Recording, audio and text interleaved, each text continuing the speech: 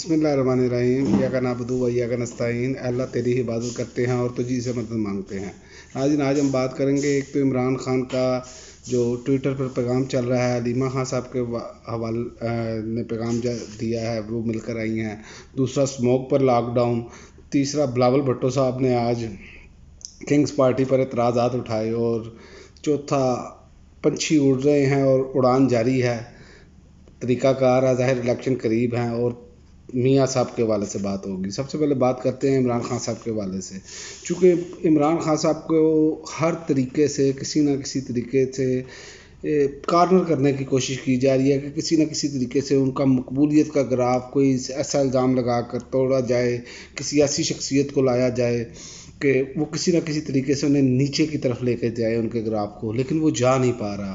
तो इस पर तो मैं सिर्फ इतना ही कहूँगा कि जिसको अल्लाह इज़्ज़त दे उसे जलील कोई नहीं कर सकता, जिसको अल्लाह जलील करे उसे इज़्ज़त कोई नहीं दे सकता। ये तो बात बिल्कुल क्लियर है।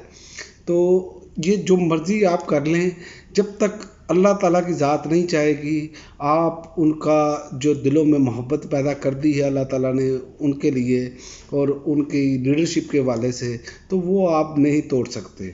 जो मर्ज़ी कर लें, इलेक्शन कराएं या ना कराएं, लेकिन मियाँ साहब के हिस्से में ये नहीं आने वाली जब तक अल्लाह नहीं चाहेगा। मियाँ साहब के पास भी एक दौर था कि ये मौजूद थी इज़्ज़त, लेकिन उन्होंने ख़ुद ये बर्बाद की। ये सारा कुछ उन्होंने ख़ुद किया, अपने पाँव पर ख़ुद कुल्हाड़ियाँ मारी। असल वजह यही है। और जो हलीमा खान साहबा ने पैगाम जो ट्विटर पर चल रहा है वो दिया है। उन्होंने कहा है कि अपनी कौम के नाम जो पैगाम है, उन्होंने कहा मैं जेल में 100 साल रहना पसंद कर सकता हूँ, बजाय इसके कि मैं एक दिन भी बाहर जुल्म के निज़ाम में रहूँ।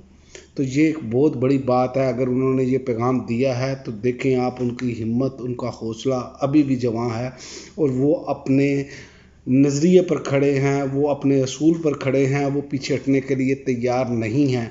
उन्होंने अपनी ज़िंदगी का मकसद बना लिया है कि ये निज़ाम, इसको तोड़ा जाए, तोड़ना है मैंने, और वो पूरी कोशिश कर रहे हैं। बाकी इंसान के ज़िम्मे कोशिश करना है, नतीजा अल्लाह ताला की ज़ात के ज़िम्मे है। नतीजा अल्लाह ताला की ज़ात देती है। जब आप कोशिश करते रहते हैं तो ये तो मामला है। और इस बात पर इमरान खान साहब का तो ईमान बहुत ज़्यादा पुख्ता है। वो सब लोग जानते हैं कि वो क्रिकेट की दुनिया में रहे, फिर फलाई कामों की तरफ आए, फिर सियासत की तरफ आए, तो उन्होंने अरूज हासिल किया। तो वो उनसे बेहतर तो मेरा ख्याल है कि हम नहीं जानते कि अज़म कितना होना चाहिए। और दूसरा, उन्होंने कहा मेरी आज़ादी इतनी ज़रूरी नहीं जितनी मेरी कौम को आज़ादी की ज़रूरत है। और बात ये बिल्कुल ठीक है। आज़ादी का मतलब ये नहीं है ये जो हमें बयान किया जा रहा है। आज़ादी देख लेना, आज आप देख लें, स्मोक पर लॉकडाउन, ताजर सरापा एहतजाज बने पड़े हैं। उन्होंने कहा पुलिस के पर परमिट के बावजूद कार्रवाई और ज़बरदस्ती कारोबार बंद करवा रही है और इसकी फुटेज भी हैं।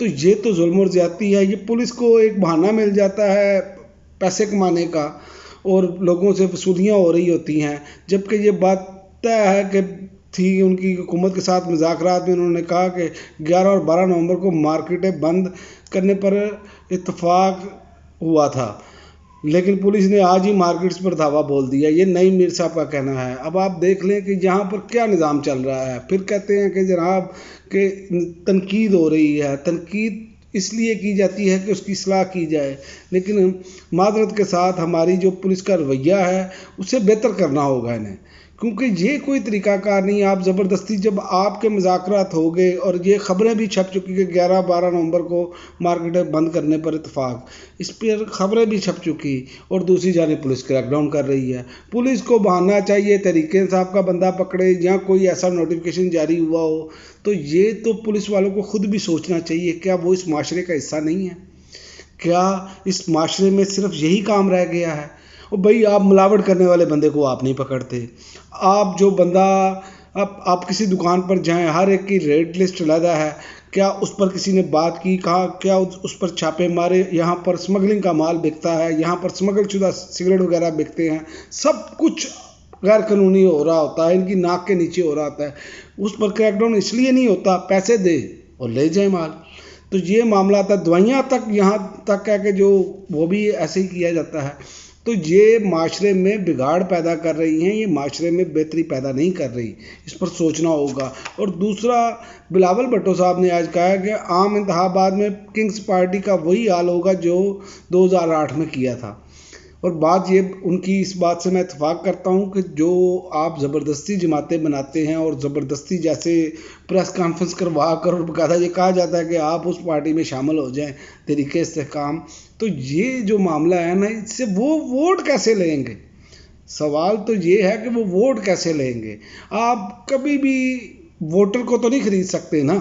تو یہ چیزیں تو بالکل کلیئر ہیں۔ اور انہوں نے کہا، میڈیا سے گفتگو کرتے ہوئے کہا کہ کنگز پارٹی کی بات ہر الیکشن میں ہوتی ہے، کنگز پارٹی ہر الیکشن میں کسی نہ کسی صورت میں سامنے آتی ہے اور ان کا انجام بھی سب کے سامنے ہوتا ہے۔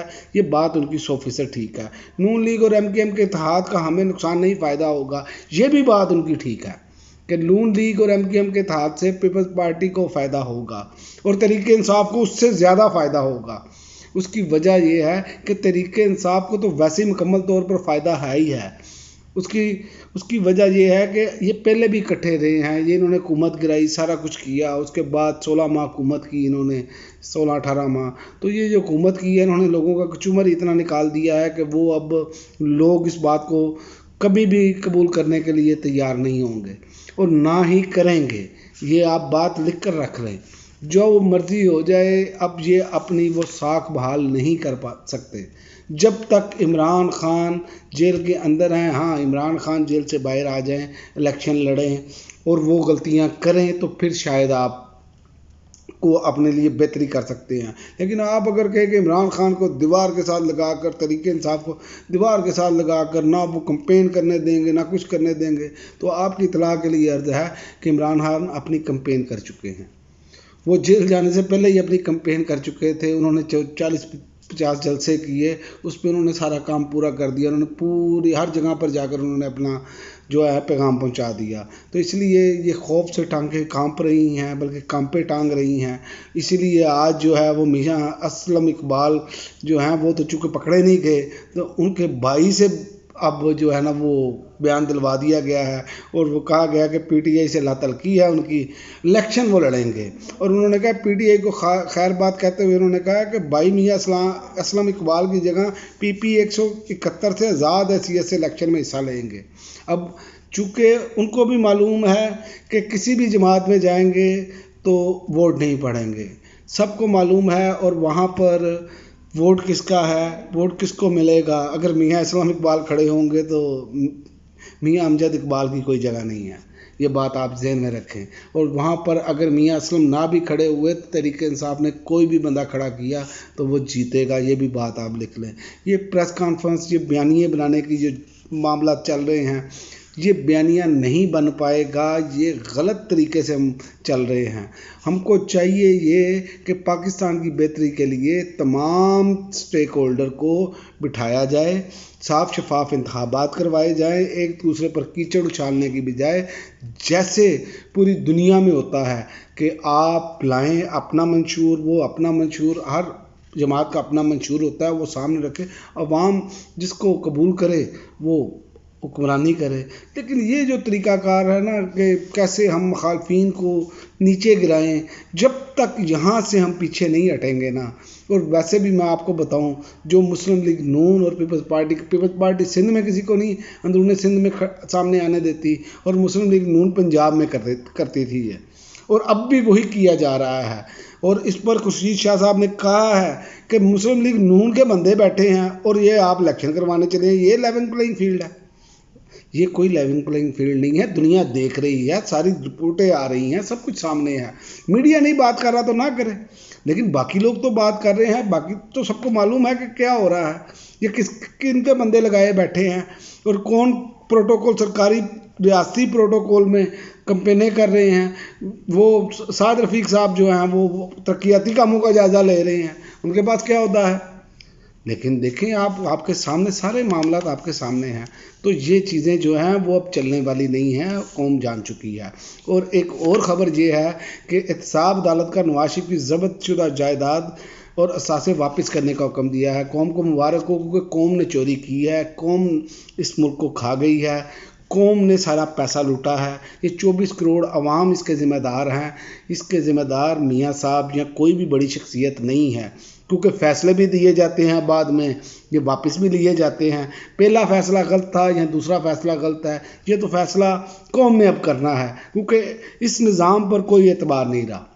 इस निज़ाम पर चोर डाकू हम लोग हैं, ये लोग नहीं हैं।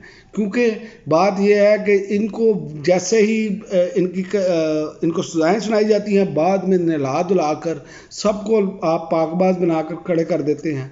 तो ये तो हमारे मुल्क में मुसलसल चला आ रहा है। तो अगर ऐसे चलता आया तो यकीन करें कि तबाही का दहाना है और हम नीचे की तरफ जा रहे हैं। अब हमारे पास अगर हमने बेहतरी नहीं लाई और अगर हमने निज़ाम इंसाफ को बेहतर नहीं किया और कानून सब के नीचे सबको ना लाए, तो आप देखेंगे कि हम अपनी हाथों से इस मुल्क को गड्ढे में गिरा रहे हैं। और ये बिल्कुल हकीकत है कि हम लोग जो हैं वो इससे बहुत हद तक जो हैं वो नीचे गिर चुके हैं। आलमी दुनिया में अब हमारी कोई वक़्त नहीं, ख़ारजा पॉलिसी हमारी कोई नहीं है, हम आलमी दुनिया में कहीं मंजर आम पर नहीं हैं। आप देख लें हमारी मैशत कहाँ पर खड़ी है, आप महंगाई को देख लें बढ़ती चली जा रही है, आप जितने भी मामलात हैं, आप कानून को देख लें उस पर अमल दरामद कोई नहीं है, आपके सामने है। ये मैंने आपको बताया लॉकडाउन के हवाले से, आप तहरीक इंसाफ को तो छोड़ें, इस पर ही बात कर लें। तो इसी तरह तमाम मामलात में हम पस्ती का शिकार हैं और इस पर हमारे जो साहिब इख्तियार लोग हैं उनको सोचना होगा, क्योंकि यही बात इमरान खान कर रहे हैं। इसीलिए ये बात उन्होंने मेन नुक्ता ये पकड़ा हुआ है जो लोगों के दिलों में घर कर चुका है। इसलिए आप इसको मिटाने के लिए चाहे मिर्ज़ा इंजीनियर लाएं, चाहे कोई और शख्सियत लाएं, वो ज़ीरो हो जाएगी। ये आप देख लें, मुसलसल 2 दिन से आप देख लें कि मिर्ज़ा इंजीनियर साहब के साथ अब उन पर तनकीद हो रही है। वो सिर्फ इसी वजह से हो रही है कि वो जिनका दिफा कर रहे हैं, इमरान खान पर तो तनकीद करें लेकिन वो दूसरों पर तनकीद नहीं करते। वो कभी भी नहीं उन्होंने की, ना वो करेंगे। और चूँकि वो सुनते हैं मतीउल्लाह जान को, वो सुनते हैं जिन लोगों को, वो आपके सामने है। तो ये चीज़ें अब वो ट्विटर पर अब चल रही हैं सारी कि ये किन लोगों को साथ मिलते हैं, क्या मामलात हैं। तो जो इन्होंने इतने बड़े लोगों पर इल्ज़ामात लगाए वो भी आपके सामने हैं। इसी तरह कासिम अली शाह साहब को भी इन्होंने सामने लाए थे, तो देखें वो ज़ीरो हो गए। तो ये याद रखें कि इज़्ज़त और ज़िल्लत अल्लाह ताला के हाथ में है। अगर आपने बयानिए की जंग लड़नी है तो इमरान खान के मुकाबले में कोई सही बयानिया लाएं, बजाय इसके कि आप अपने उसको गिराने के लिए हर सतह पर इखलाकी तौर पर गिरते जाएं।